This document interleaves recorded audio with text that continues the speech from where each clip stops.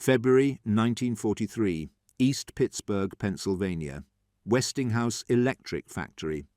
25,000 workers streamed through factory gates for the morning shift. Most were women. Many had never worked in a factory before Pearl Harbor. They were secretaries, teachers, homemakers. Now they assembled electrical components for B-17 bombers. On bulletin boards throughout the plant, a new poster appeared. A woman in a red polka-dot bandana flexed her arm. Her expression was determined, confident. Above her head, 3 words: "We can do it." The poster would hang for exactly 2 weeks. Then it would disappear for 4 decades. When it resurfaced in the 1980s, it would become one of the most recognizable images in American history. But in February 1943, it was just another workplace motivation poster. One of 42 created by artist J. Howard Miller. Nobody at Westinghouse thought it was special. Nobody imagined it would outlive the war. Nobody predicted it would become a symbol of feminism, empowerment, and an entire generation. They were wrong about all of it. That poster, and thousands like it, would change how Americans thought, acted, and believed. It would transform ordinary citizens into wartime believers, not through force, not through legislation, but through images so powerful they bypassed rational thought and spoke directly to emotion. This is the story of how posters won a war. The problem nobody expected, December 7, 1941, Pearl Harbor, Hawaii. The Japanese attack unified Americans instantly. Isolationist sentiment, dominant for years, evaporated overnight. Congress declared war. Young men enlisted by the millions, but unified didn't mean prepared. The United States faced challenges no nation had confronted before. The military needed 15 million service members. Factories needed to produce 300,000 aircraft. Shipyards needed to build 50,000 landing craft. Industry needed 86,000 tanks. Every bomber required 50,000 individual parts. Every battleship needed 2 million rivets. Every tank consumed thousands of pounds of steel, rubber, and aluminum. This wasn't warfare. This was industrial mobilization on a scale human history had never seen, and it required something unprecedented: total civilian participation. Franklin Roosevelt understood the magnitude immediately. This war wouldn't be won just by soldiers. It would be won by factory workers producing weapons, by housewives conserving rubber and metal, by children collecting scrap, by farmers increasing yields, by citizens buying war bonds. Every American needed to contribute. Every action mattered. Every decision, from Sunday drives to lipstick choices, affected the war effort. But how do you convince 130 million Americans to change their entire lives? How do you persuade people to accept rationing, work exhausting factory shifts, and sacrifice comforts? How do you maintain morale through years of war? The answer was propaganda, not the brutal totalitarian propaganda of Nazi Germany, not the crude lies of Soviet communism, but sophisticated, psychologically informed persuasion that would make Americans want to sacrifice. On June 13, 1942, Roosevelt created the Office of War Information. Its mission: win the battle for hearts and minds. Its weapon: posters. The industry nobody built. Elmer Davis, director of the OWE, recruited the best minds in America: psychologists, artists, advertising executives, filmmakers, writers. These weren't government bureaucrats. They were professionals who understood human psychology. They knew how to sell soap, cigarettes, and automobiles. Now they would sell war. The OWE produced over 200,000 different poster designs during the war, but they didn't create them randomly. Every poster was designed using scientific principles of persuasion. Government-commissioned studies tested poster effectiveness. Researchers showed designs to focus groups. They measured attention. They tracked emotional responses. They calculated retention. The studies produced clear findings. The most effective posters made direct, emotional appeals. They used realistic images with photographic detail. They conveyed single, clear messages.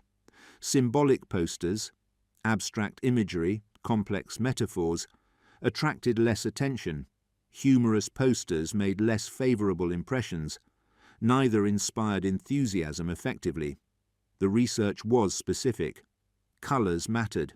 Red, white and blue outperformed other combinations. Faces worked better than objects. Action images beat static ones. Fear motivated differently than pride. Armed with this data, poster designers became psychological engineers. They crafted images calculated to produce specific emotional responses. A poster showing a sinking ship with the caption, "Loose lips might sink ships," targeted fear. It made casual conversation feel dangerous. It transformed gossip into potential treason. A poster depicting a soldier's face with "someone talked" made careless speech personal. That someone wasn't abstract. It was your neighbor, your friend, your family member. And their talking cost lives. Posters promoting war bonds used aspirational imagery. Buy war bonds showed families in happy homes. The message, "Your sacrifice ensures this future." Recruitment posters used different psychology for different audiences. Uncle Sam's "I Want You" appealed to duty and patriotism. Navy posters showing sailors on adventure appealed to young men's desire for excitement. Marine posters emphasizing elite status attracted men who wanted to prove themselves. Each poster was a calculated psychological intervention, designed, tested, deployed strategically. The Woman Nobody Knew, May 29, 1943, newsstands across America. The Saturday Evening Post featured a new Norman Rockwell cover. It showed a muscular woman in overalls eating a sandwich. She sat with one foot casually resting on a copy of Mein Kampf. A rivet gun lay across her lap. Her face was confident, almost defiant. Behind her, an enormous American flag. Rockwell titled the painting "Rosie the Riveter." The character already existed. A song by that name had been released in February by Red Evans and John Jacob Loeb. The song described Rosie, "keeps a sharp lookout for sabotage," and "all day long, whether rain or shine, she's a part of the assembly line." But Rockwell's image gave Rosie a face, not a delicate face, not a conventionally beautiful face, a strong face, a working-class face. A face that said, "I belong here." The model was Mary Doyle Keefe, a 19-year-old telephone operator from Vermont. Rockwell asked her to pose. She expected to appear in a painting about telephone operators. Instead, she became the most famous female image of World War II. The Post's Rosie became instantly iconic. The U.S. Treasury borrowed the original painting for war bond drives. Reproductions appeared everywhere. Rosie represented 6 million women who entered the war force during the war, a 57% increase from 1940 levels. But there was another Rosie, the one in the red bandana flexing her arm, the one saying, "We can do it." J. Howard Miller created that poster in late 1942. He was 44 years old, a Pittsburgh-based artist working for Westinghouse. The company hired him to create morale posters for factory workers. Miller produced 42 posters total. "We Can Do It" was just one in the series. It was displayed on Westinghouse bulletin boards for 2 weeks in February 1943. Fewer than 1,800 copies were printed. It was never called Rosie the Riveter during the war. It was never intended for public distribution. Then it disappeared. For 37 years, "We Can Do It" existed only in a few private collections and National Archives storage, until 1982. The Washington Post magazine published an article about posters in the National Archives. "We Can Do It" appeared in the article. Feminists saw something in that bandana-wearing woman that resonated with modern struggles. The image was reprinted, reproduced, shared. By the 1990s, "We Can Do It" had become more famous than Rockwell's original Rosie. In 1994, it appeared on the cover of Smithsonian Magazine. In 1999, it became a US postage stamp. Today, "We Can Do It" appears on coffee mugs, T-shirts, phone cases, and protest signs. It represents female empowerment. It symbolizes strength. It embodies determination. All from a poster that hung for 2 weeks in a Pennsylvania factory. A poster most Americans never saw during the war. A poster that wasn't created for the purposes it now serves. This transformation reveals something profound about propaganda. The most powerful images transcend their original intent. They become vessels for meaning that evolves across generations. The psychology nobody questioned. Propaganda works because human brains process images differently than text. Visual information bypasses critical thinking. We react emotionally before we analyze rationally.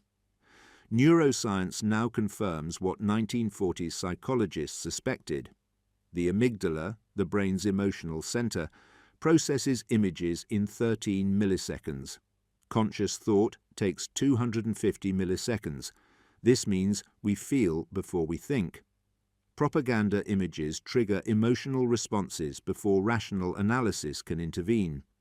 The "We Can Do It" poster demonstrates this perfectly. Your brain processes the strong arm, power, the confident expression, determination, the red and white colors, American patriotism, the direct gaze, personal challenge, all in fractions of a second. Before you consciously think about the message, you've already felt it. OE psychologists understood emotional targeting. They categorized emotions posters should evoke. Pride, you are part of something great. Guilt, your comfort costs soldiers' lives. Fear, the enemy threatens everything you love. Anger, they attacked us. We will destroy them. Duty, your country needs you. Shame, others sacrifice while you do nothing. Each emotion required different visual strategies. Pride posters showed American strength. Factories producing tanks, ships launching, bombers filling skies. The message, "We are powerful, and you're part of this power." Guilt posters were more subtle. A soldier in combat with caption, "He's watching you." A mother holding a ration book, "Do with less, so they'll have enough." These created moral pressure without direct accusation. Fear posters showed enemy threats. Japanese soldiers depicted with exaggerated features, fangs, claws, animalistic expressions. German soldiers portrayed as ruthless killers. Captions warning, "This is the enemy." The dehumanization was deliberate. Killing is psychologically difficult. Killing humans activates empathy. Killing monsters doesn't. If propaganda could make the enemy seem less than human, soldiers would fight more effectively. Civilians would support war measures more enthusiastically. The strategy worked. Studies of American soldiers in Pacific combat showed significantly less reluctance to kill Japanese soldiers compared to German soldiers. This correlated directly with dehumanizing propaganda exposure. The racism was explicit. Japanese characters in posters had buck teeth, slanted eyes, and yellow skin. German characters looked more human, often depicted as militaristic rather than monstrous. This reflected American racial attitudes. It also revealed propaganda's dark side, the same psychological tools that motivated war effort could fuel racism, hatred, and future atrocities. The messages nobody questioned poster campaigns targeted specific behaviors. Production, produce for victory. The more we make, the sooner we'll win. United we win. These posters appeared in factories. They linked individual effort to war outcomes. The welder tightening a bolt wasn't just doing a job. She was bringing her husband home from Europe. Her rivet could save a bomber crew. Her work mattered. The psychological principle: make abstract warfare personal and concrete. Production statistics meant nothing to most workers, but your work saves lives resonated emotionally. Conservation. Conservation posters dominated the home front. Use it up, wear it out, make it do or do without. When you ride alone, you ride with Hitler. Don't waste water. These transformed daily choices into patriotic acts.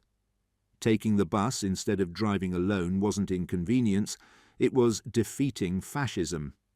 Darning socks instead of buying new ones helped soldiers. Turning off lights conserved power for defense plants. The messaging was everywhere. Restaurants: food will win the war, don't waste it. Gas stations: is this trip really necessary? Department stores: make do and mend. Children faced specific propaganda. Boy Scouts and Girl Scouts received letters from Roosevelt urging scrap drives. Cartoons showed children collecting metal. Posters in schools emphasized how young people contributed. The result: Americans collected 450 million pounds of scrap rubber in just 2 months. They grew 20 million victory gardens. They purchased $185 billion in war bonds. This wasn't coercion. This was persuasion so effective that sacrifice felt voluntary, even joyful. Security: loose lips sink ships. Someone talked. Enemy ears are listening. Careless talk costs lives. These posters created paranoia, deliberately, intentionally, effectively. The fear was grounded in reality. German and Japanese intelligence operations attempted to gather information about American production, ship movements, and military plans. Casual conversation could reveal useful intelligence, but the posters went beyond reasonable caution. They created an atmosphere where any conversation about the war felt dangerous. Factory workers were warned against discussing production quotas. Sailors couldn't tell families where they'd been. Civilians avoided war talk completely. One poster showed a sinking ship with drowning sailors. Caption: someone talked. The psychological impact was severe. Every casual comment carried potential life or death consequences. This propaganda succeeded too well. By 1943, Americans were so fearful of loose talk that morale problems emerged. People felt isolated. Families couldn't discuss war experiences. The silence created psychological stress. The OE had to pull back. Later posters emphasized unity and communication rather than silence, but the damage to informal communication persisted throughout the war. Recruitment. Uncle Sam's pointing finger: I want you. This poster, originally created in 1917, was reprinted for World War II. It became the most recognizable recruitment image in history. James Montgomery Flagg created the original in 1916. The model? Flagg himself, looking in a mirror. The psychology was brilliant. Direct eye contact, pointing finger, personal address. I want you. The poster made recruitment personal. Uncle Sam wasn't calling for soldiers generally. He was calling you specifically. You couldn't escape that finger. That gaze followed you. Millions of men enlisted partly because of that poster's psychological power. Women faced different recruitment. Posters for women's military services emphasized different appeals. Women's Army Corps. Release a man for combat. Waves, Navy. Join the waves. Release a man to fight. Army Nurse Corps. Become a nurse. Your country needs you. The messaging maintained traditional gender roles while expanding women's participation. Women weren't combat soldiers. They enabled men to fight. Their service was valuable, but auxiliary. This was calculated. OE research showed that recruitment emphasizing combat roles for women reduced response rates, but posters emphasizing support roles increased enlistment. The strategy reflected 1940s gender norms. It also revealed propaganda's adaptability. Messages were tailored to audience psychology, not abstract principles. The campaigns nobody forgot. The OE didn't create random posters. They orchestrated comprehensive campaigns targeting specific objectives. Each campaign employed coordinated psychological strategies. The scrap campaign, slap the Jap with scrap, get in the scrap, junk makes fighting weapons. The scrap metal campaign began before Pearl Harbor. By 1942, it intensified dramatically. Americans were urged to collect anything metal: old cars, pots, pans, tools, radiators, bed frames, toys. The psychological approach combined several elements. First, make it competitive. Communities competed against each other for highest collection totals. Newspapers published rankings. Winners received recognition. Second, make it fun for children. Boy Scouts and Girl Scouts led drives. Schools held competitions. Children received badges for participation. The campaign transformed garbage collection into patriotic duty. Your old car wasn't junk, it was a future tank. That broken bed frame became bomber parts. Tin cans became shell casings. The messaging was relentless. Movie newsreels showed scrap being melted into weapons. Radio programs featured dramatic reenactments. Posters appeared in every public space. The results exceeded expectations. In June-July 1942, Americans collected 450 million pounds of scrap rubber in 8 weeks. Steel and aluminum drives generated millions of tons. Did it actually matter to war production? Partially. American industry had stockpiles sufficient for early war production, but collected scrap reduced dependence on new mining and import. More importantly, scrap campaigns gave civilians tangible ways to participate. The Victory Garden campaign, grow your own, be sure. Plant a victory garden, our food is fighting. Dig for victory. Victory gardens addressed real shortages. Farm labour was depleted by military enlistment. Transportation was strained. Food needed for military couldn't feed civilians. Solution? Grow your own. The campaign made gardening patriotic. Posters showed families tending plots. Images emphasized abundance, health, and contribution. The psychology was brilliant. Gardening wasn't presented as sacrifice. It was framed as empowerment. You controlled your own food supply, you reduced grocery costs, you contributed to the war effort, you created something with your own hands. Americans responded enthusiastically. By 1944, 20 million victory gardens existed. They produced 40% of all vegetables consumed in the United States. 9 million tons of food from backyard plots. This wasn't just practical, it was therapeutic. Gardening provided control in a world feeling out of control. It gave civilians productive activity. It created community through shared labour. Neighbours traded vegetables. Communities organised canning workshops. Victory gardens became social infrastructure. The War Bonds campaign. Buy war bonds. Back the attack. Keep him flying. Buy war bonds. War bonds financed the war. The federal budget jumped from $9 billion in 1940 to $98 billion in 1945. Taxation couldn't cover costs. Borrowing was necessary. War bonds were loans from citizens to government. You bought a $25 bond for $18.75. After 10 years, you redeemed it for $25. The government used your money immediately for war production. The campaign was the most sophisticated propaganda effort in American history. Hollywood stars promoted bonds at rallies. Movie theaters showed bond-buying appeals. Radio programs integrated bond messages into entertainment. Posters used emotional appeals. Images of soldiers with captions, "He gave his life, you lend your money." Families with captions, "For their future, buy bonds now."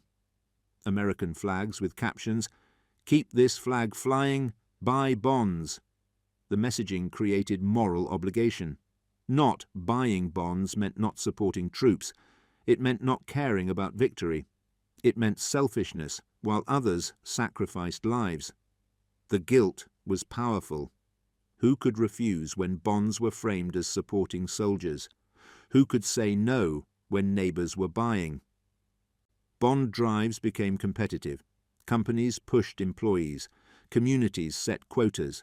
Social pressure was intense. The campaign succeeded beyond imagination.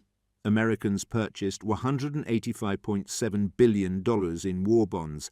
That's $2.8 trillion in 2024 dollars. Ordinary citizens financed the war. The security campaign, "Loose lips sink ships.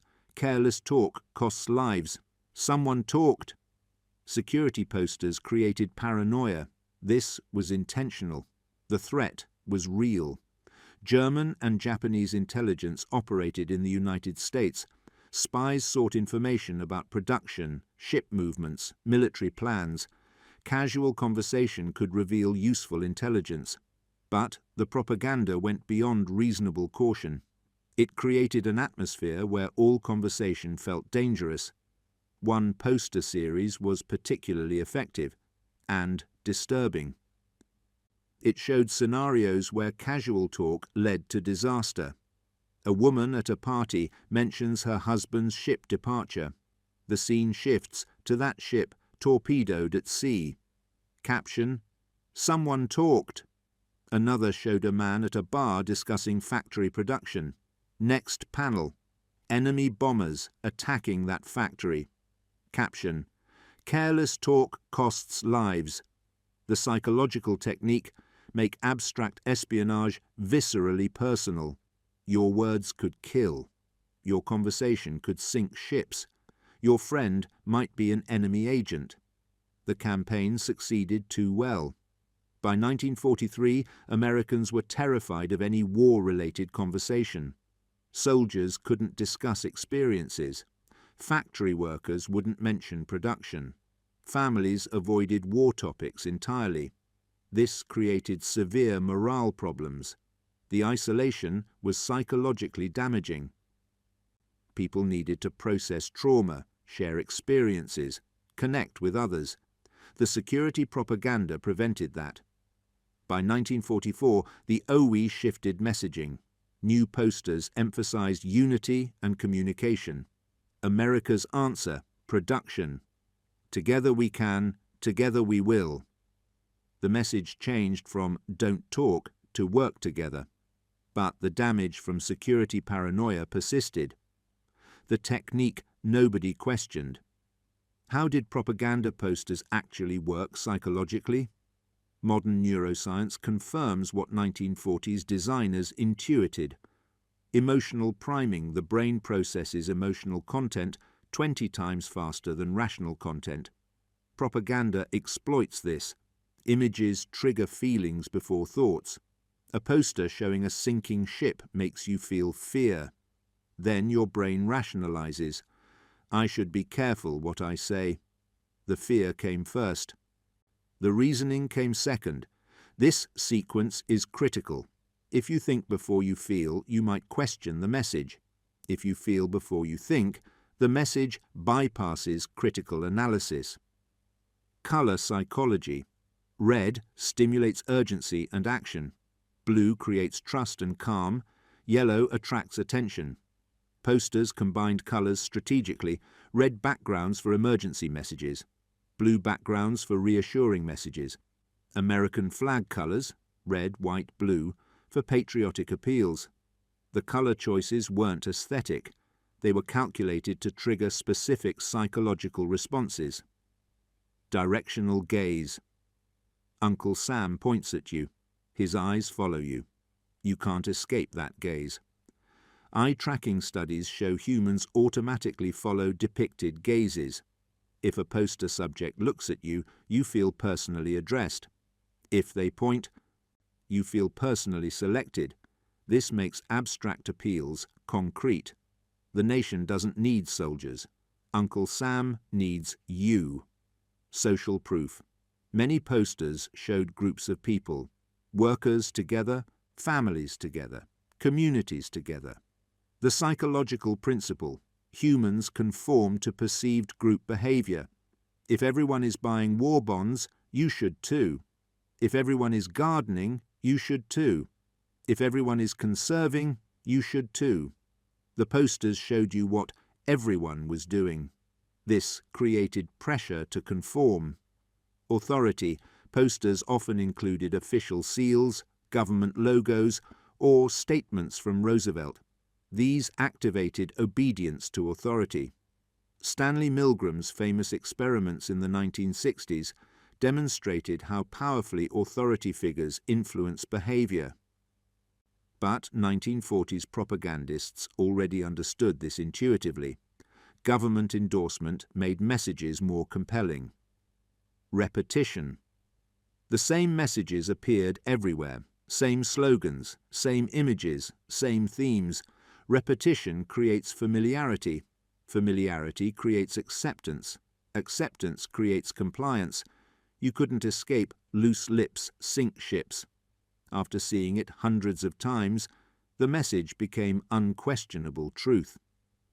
The machine nobody stopped by 1943. Propaganda saturated American life.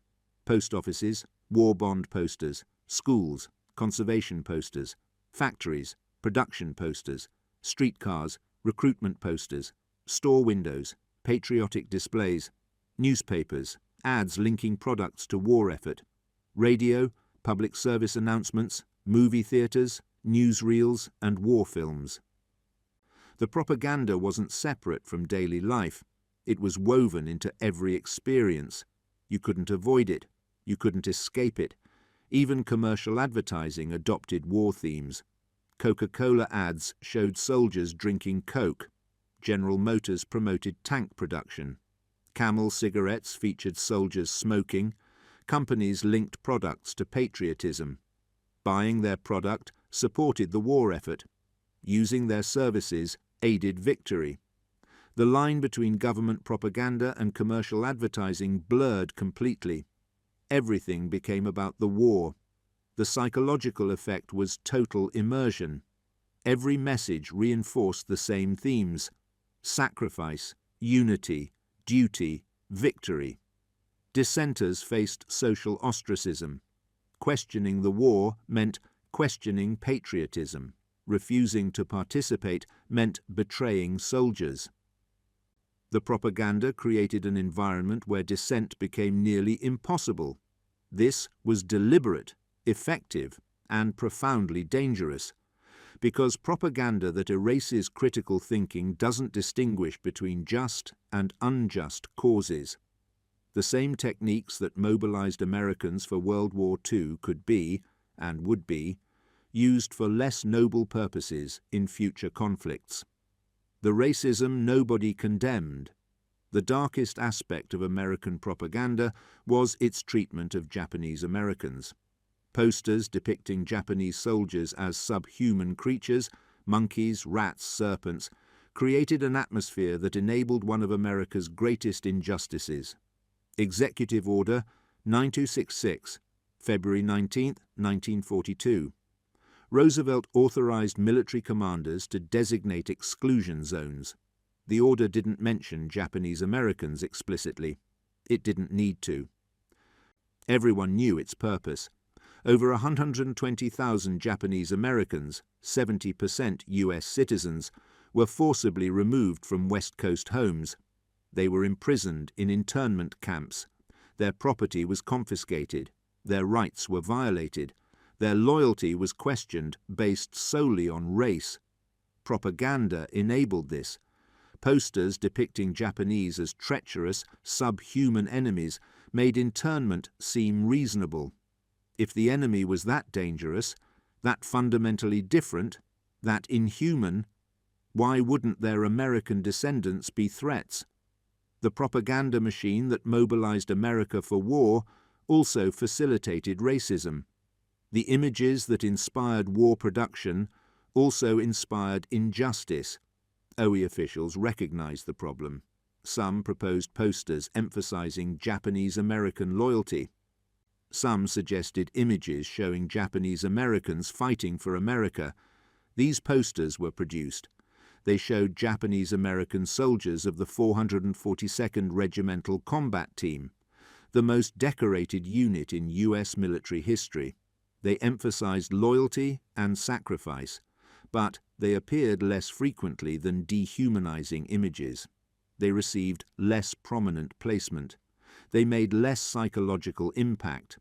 The propaganda campaign as a whole reinforced racial stereotypes that would persist for decades after the war. The effectiveness. Nobody questioned, did propaganda work? The evidence is overwhelming.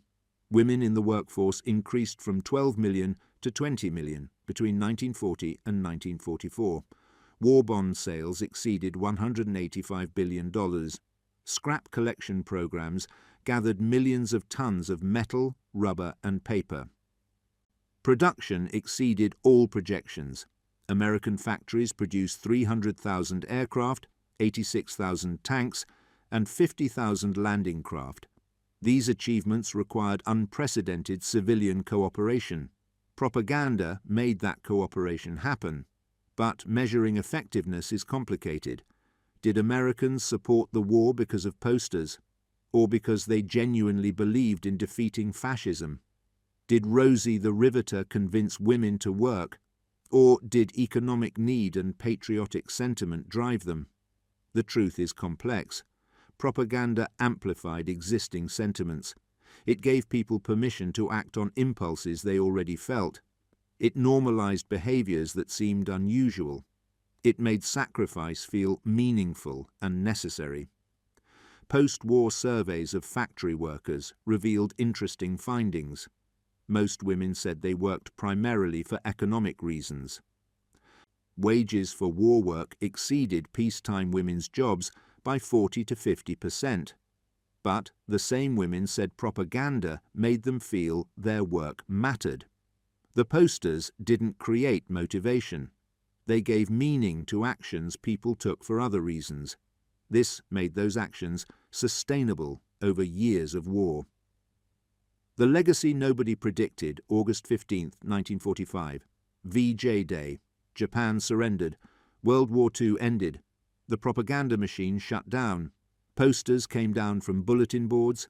Campaigns ended. The OE was abolished.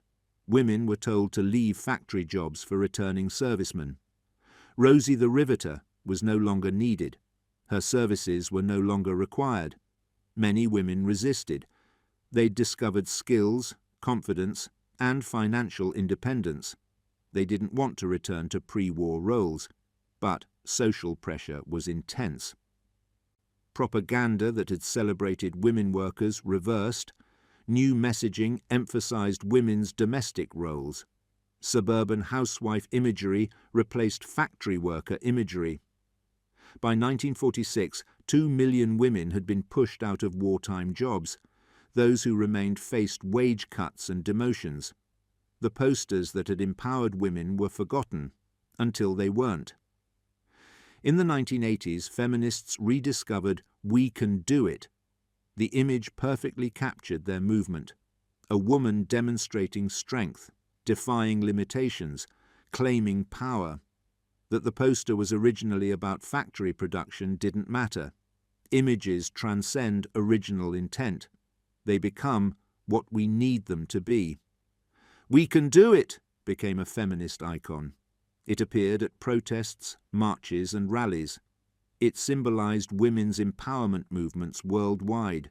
The irony is profound. A poster created to prevent worker strikes, a poster displayed for 2 weeks to Westinghouse employees, a poster that few Americans saw during the war. This poster became the symbol of female empowerment. The truth nobody accepts. Propaganda worked. It mobilized 130 million Americans for total war. It sustained morale through 4 years of sacrifice. It helped defeat fascism. But propaganda is inherently manipulative. It bypasses rational thought. It targets emotion. It simplifies complexity. It can serve good or evil purposes equally well. The techniques that mobilized America for World War II, a just war against genuine evil, would be used again. Korean War propaganda, Vietnam War propaganda, Cold War propaganda, War on Terror propaganda. Each campaign used similar psychological techniques: dehumanizing enemies, simplifying complex situations, creating emotional appeals, demanding unquestioning support. Not all these wars were as clearly just as World War II. Not all these causes deserved the same uncritical support. But the propaganda techniques worked regardless of cause. That's the terrifying truth about effective propaganda. It functions independently of truth or morality. Modern Americans live in a propaganda-saturated environment. Social media amplifies emotional appeals. Political messaging uses psychological targeting. Advertising employs neuroscience. Every screen delivers calculated persuasion. The posters of World War II seem quaint compared to modern techniques, but the principles remain identical. Appeal to emotion, simplify messages, create fear or pride. Make people feel their participation matters. We like to think we're immune to manipulation. We believe we think critically. We assume we can't be persuaded by images. We're wrong. The brain that processed "we can do it" in 1943 is the same brain processing Instagram, TikTok, and political ads today. The amygdala still responds before the prefrontal cortex.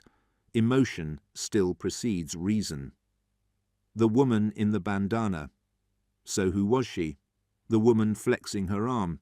The woman who became Rosie. The woman whose face represents an entire generation. For decades, nobody knew. Miller based the image on a photograph.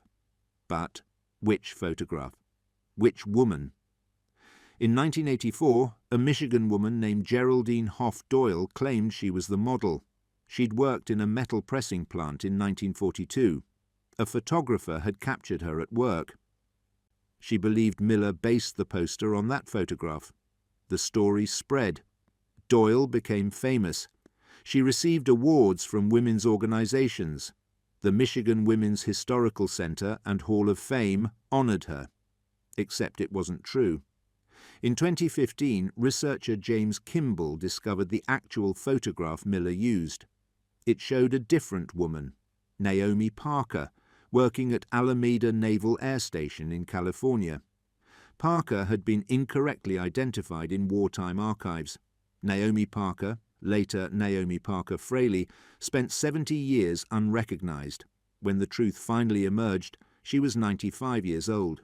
She died in 2018, just 3 years after being identified. But even this creates a misconception. The "We Can Do It" poster wasn't Rosie the Riveter during the war. It wasn't meant to represent any specific woman. It was internal Westinghouse propaganda. The woman's identity matters less than what she represents. Not Geraldine Doyle, not Naomi Parker Fraley. But the 6 million women who entered the war force, the women who proved they could do men's work, the women who kept factories running while men fought. The poster's power comes not from depicting a specific person, but from showing possibility. You can do this. We can do this. That message resonated in 1943. It resonates today. It will resonate tomorrow. Because the posters that turned ordinary citizens into wartime believers weren't just about war. They were about possibility, about potential, about people discovering they could do more than they believed. The factory worker in Pennsylvania who'd never held a wrench, the farm boy from Iowa who'd never seen the ocean, the secretary from Manhattan who'd never considered military service. Propaganda told them, "You can do this," and they believed. They acted. They transformed themselves. The posters didn't create that transformation, but they gave permission for it. The lasting impact. Nobody predicted what happened to all those posters after August 1945. Most were destroyed, torn down from bulletin boards, discarded as obsolete, burned or recycled. A war was over. The propaganda was no longer needed. Why preserve it? Only a fraction survived.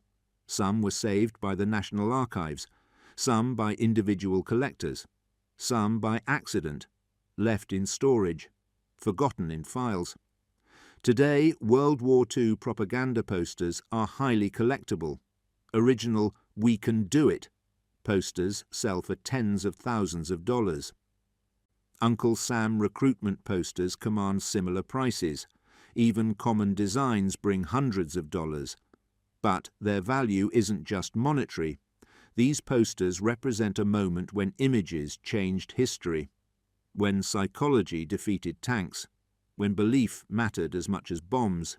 Museums worldwide display them, not as propaganda, as art, as history, as cultural artifacts revealing how societies mobilize for total war. Scholars study them. Art historians analyze design techniques. Psychologists examine persuasion strategies. Sociologists explore gender and race representations. Historians use them to understand home front experience. The posters have become windows into 1940s American psychology. What did people fear? What motivated them? What messages resonated? What images inspired action? The feminism. Nobody intended the "We Can Do It" poster's transformation into a feminist icon reveals propaganda's unpredictable legacy. Miller created it to discourage labor strikes at Westinghouse. Corporate management wanted docile, productive workers. The poster was a tool of labor control. When feminists adopted it in the 1980s, they subverted its original purpose entirely. The image that said, "Work harder for the company," became, "Women are powerful." The figure that encouraged factory compliance became a symbol of rebellion against gender limits. This transformation was possible because images are polysemous. They have multiple potential meanings. Propaganda attempts to fix meaning, but meanings slip free over time. Context changes interpretation. Modern viewers seeing "We Can Do It" don't know about Westinghouse labor relations. They see strength, determination, female empowerment. They're not wrong to see that. The image contains those meanings. But they're reading meanings Miller didn't intend. This is propaganda's paradox. Messages designed to control can inspire liberation. Images meant to reinforce norms can challenge them. Tools of manipulation can become tools of resistance. The modern propaganda. Nobody escapes. Today's propaganda makes World War II posters seem primitive.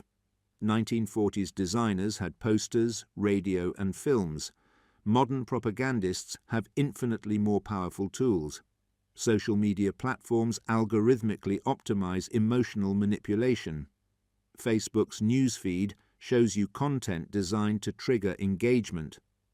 Engagement means emotion, usually anger or outrage. The algorithm doesn't care about truth. It cares about clicks. TikTok's recommendation engine learns your psychological profile.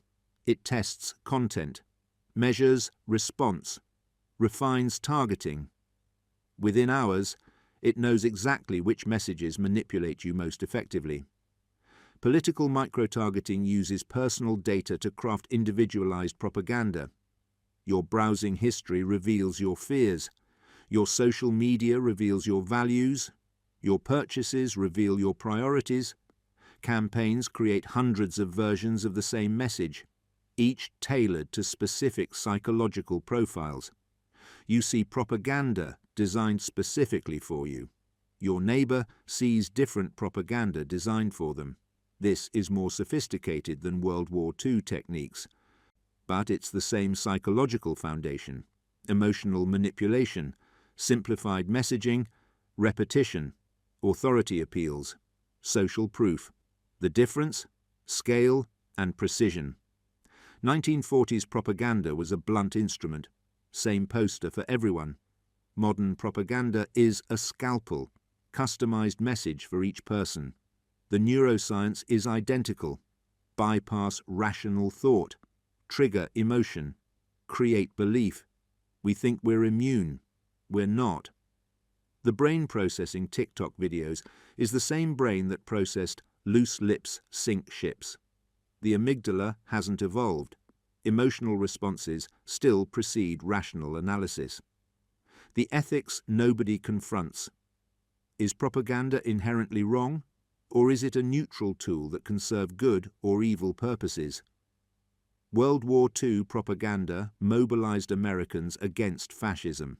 That seems justified. Hitler represented genuine evil. Japanese militarism threatened millions. Defeating them required total mobilization. But the same techniques enabled Japanese-American internment. Dehumanizing propaganda made racism acceptable. Fear-based messaging justified constitutional violations. So which was it? Good propaganda for a good cause, or dangerous manipulation with both beneficial and harmful effects? The answer matters because propaganda never stopped. The techniques perfected in World War II continue today. Every political campaign, every social movement, every commercial advertisement, every social media platform, all use psychological manipulation derived from wartime propaganda. The question isn't whether propaganda exists, it's whether we can recognize, resist, and demand ethical limits. The lesson: nobody learns. Here's what World War II propaganda teaches. Humans are easily manipulated through emotion. Visual imagery bypasses critical thinking. Repetition creates unquestioned belief. Social pressure enforces conformity. Knowing this doesn't immunize you. Even propaganda researchers fall victim to propaganda. The brain's emotional responses are involuntary, but knowledge helps. Recognizing manipulation is the first step to resisting it. When you see simplified messaging, question it. When you feel strong emotion from media, analyze why.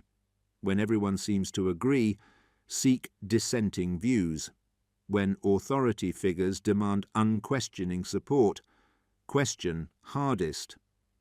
The posters that turned ordinary citizens into wartime believers worked because people didn't question them. They accepted messages uncritically. They felt emotions without analyzing their source. They conformed without examining why. Modern Americans can choose differently. Feel the emotion. Recognize it. Then think critically anyway. This is harder than it sounds. Emotion is powerful. Propaganda is sophisticated. Resistance requires constant vigilance, but it's necessary, because propaganda that mobilizes for good causes today can mobilize for evil tomorrow. The same techniques that defeated Hitler elected demagogues. The same psychology that sold war bonds sells authoritarianism. Tools are neutral. Use determines morality, and we must vigilantly guard against misuse. The forgotten posters that mattered. Some posters are iconic: Rosie, Uncle Sam, loose lips sink ships. but thousands of others shaped the war effort equally. The Double Vi campaign, African American communities faced unique challenges. They were asked to fight for democracy abroad while denied it at home. Segregation remained law. Jim Crow ruled the South. Discrimination pervaded employment, housing, voting. The Pittsburgh Courier newspaper launched the Double V campaign in February 1942. Victory over fascism abroad. Victory over racism at home. Government propaganda largely ignored this tension. Most posters showed white Americans. When black Americans appeared, it was often in stereotypical service roles. But some posters explicitly promoted African American participation. United We Win showed black and white workers together. Recruitment posters emphasized black military service. Posters highlighted the Tuskegee Airmen and other black units. These posters were strategic. The government feared low morale in black communities. They needed black workers in factories. They needed black soldiers in uniform. So propaganda emphasized inclusion, but only to the extent necessary for mobilization. It didn't challenge segregation fundamentally. It portrayed a unity that didn't actually exist. Post-war, this propaganda had unintended effects. Black veterans returned having fought for freedom. They wouldn't accept continued oppression. The war experience, promoted by propaganda, fueled the civil rights movement. Propaganda intended to maintain the status quo ultimately contributed to revolutionary change. The rationing posters. Do with less so, they'll have enough. Rationing gives you your fair share. Make it do or do without. Rationing was deeply unpopular. Americans were accustomed to abundance. Suddenly, sugar, meat, butter, gasoline, tires, shoes, all were limited. Rationing required ration books with stamps. You couldn't buy items without stamps regardless of money. The wealthy couldn't bypass restrictions. Everyone sacrificed equally, in theory. Propaganda made rationing palatable. Posters emphasized fairness. Everyone gets their fair share. Posters emphasized patriotism. Your sacrifice saves soldiers. Posters emphasized collective action. We're all in this together. The messaging was remarkably successful. Most Americans accepted rationing without major protest. Black markets existed, but remained limited. Compliance rates exceeded 90%. This demonstrates propaganda's power. Convincing people to accept less when they're accustomed to more is extraordinary. Propaganda achieved it through emotional appeals and peer pressure. The production posters. Inside factories, propaganda was inescapable. Posters on every wall, messages in every break room, slogans everywhere. The more we make, the sooner they'll come home. Produce for victory. Minutes count. Waste not a second. Sabotage hurts. Report it. These posters had specific psychological purposes. Increase productivity. Reduce absenteeism. Prevent strikes. Maintain quality control. They linked individual actions to collective outcomes. The rivet you install keeps a pilot alive. The weld you make protects a soldier. Your work matters. This messaging had real effects. Worker productivity increased 25% during the war. Absenteeism decreased. Strike activity declined dramatically after 1942. Were workers genuinely inspired, or were they responding to economic necessity and social pressure? Probably both. Propaganda amplified existing motivations. The enemy posters. The most disturbing posters depicted enemies, German and Japanese soldiers shown as monsters, subhuman, animalistic, inherently evil. Japanese soldiers had fangs, claws, yellow skin, slanted eyes. They were drawn as apes, rats, or snakes. The dehumanization was deliberate and extreme. German depictions were less racialized but equally dehumanizing. Nazi soldiers shown as brutal killers, Hitler portrayed as a maniacal dictator, Germans shown threatening women and children. This served military purposes. Soldiers find killing humans psychologically difficult. Killing monsters is easier. Dehumanizing the enemy reduces moral resistance to violence. It also served home front purposes, justified sacrifices, maintained anger and fear, prevented sympathy for enemy suffering. But it had lasting consequences. Anti-Japanese racism intensified. Japanese Americans faced increased prejudice. Post-war reconciliation became more difficult. The propaganda that mobilized Americans for war also poisoned attitudes for decades. The numbers. Nobody counts. How many posters were actually produced? The OE alone distributed over 200,000 different designs. Each design was printed in thousands or millions of copies. Estimates suggest 2 to 3 million individual posters were displayed in public spaces at any given time during the war. Post offices, 40,000 locations. Schools, 200,000 locations. Factories, 50,000 locations. Stores, hundreds of thousands. Transit, tens of thousands of vehicles. Movie theaters, 20,000 locations. Americans couldn't avoid them. Walk down any street, posters. Enter any building, posters. Ride any bus, posters. Watch any movie, propaganda newsreels. Listen to any radio, war messages. The saturation was total. The repetition was constant. The psychological impact was overwhelming. Cost? The OE's budget was $50 million annually. That's $800 million in 2024 dollars, a fraction of military spending, but perhaps the most cost-effective investment in the war. Consider the return. $185 billion in war bond sales, 6 million women entering the workforce, millions of tons of scrap collected, near universal acceptance of rationing, sustained morale through 4 years of war.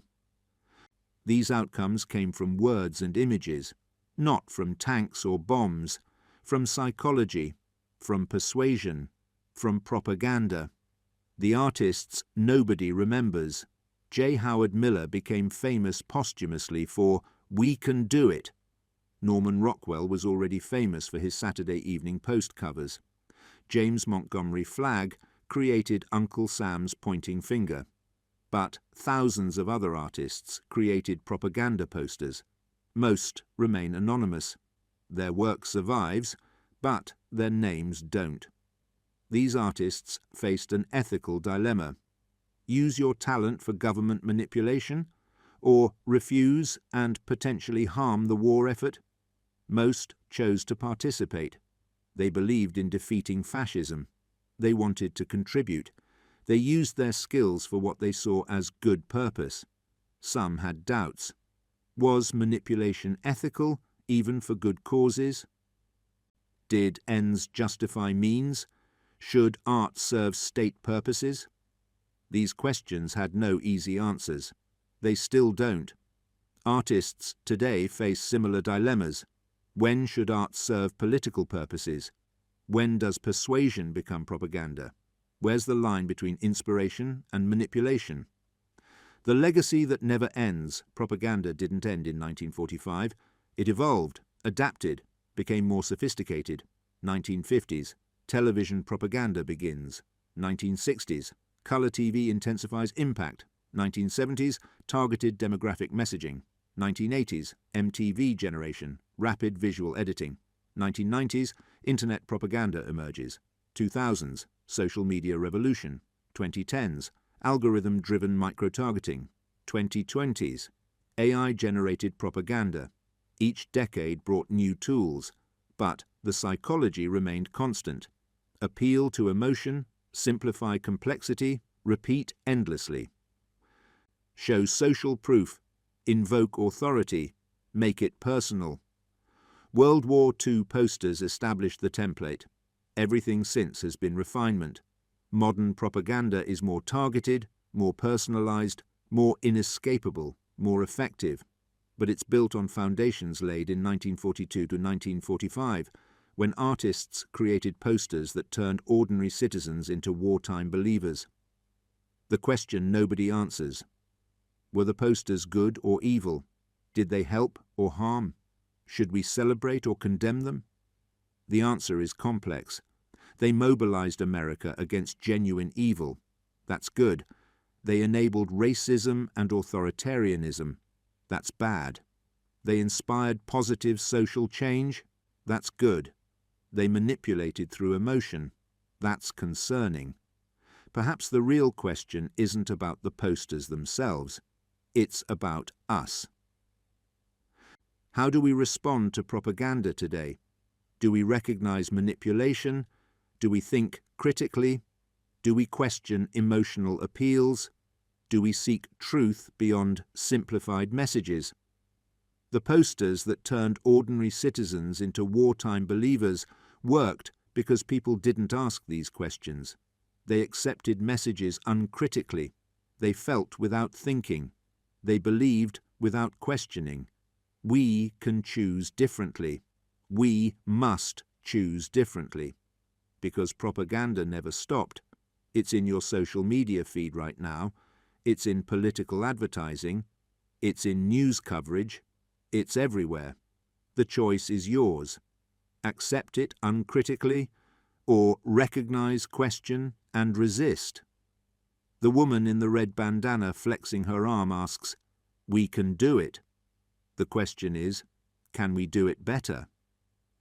Can we mobilize for good causes without manipulation? Can we inspire without dehumanizing? Can we unite without silencing dissent? Can we persuade through truth rather than emotion? The posters that changed history teach us propaganda works. Now we must decide how to use that knowledge, for good or for control. The answer will determine the future. The posters that changed everything, they normalized it. They celebrated it. That's propaganda's hidden legacy. Not manipulation, not lies, not deception, but permission. Permission to become more than you were. Permission to try what seemed impossible. Permission to believe in collective action. The Germans never expected posters to win a war. They relied on military might, industrial capacity, and ruthless determination. They underestimated the power of images. The power of belief, the power of ordinary citizens convinced they could do extraordinary things. And that's what won the war. Not just tanks, planes, and bombs, but millions of people who looked at a poster and thought, if she can do it, so can I. The woman in the red bandana flexing her arm, she's still watching, still asking, we can do it. The question remains, will we?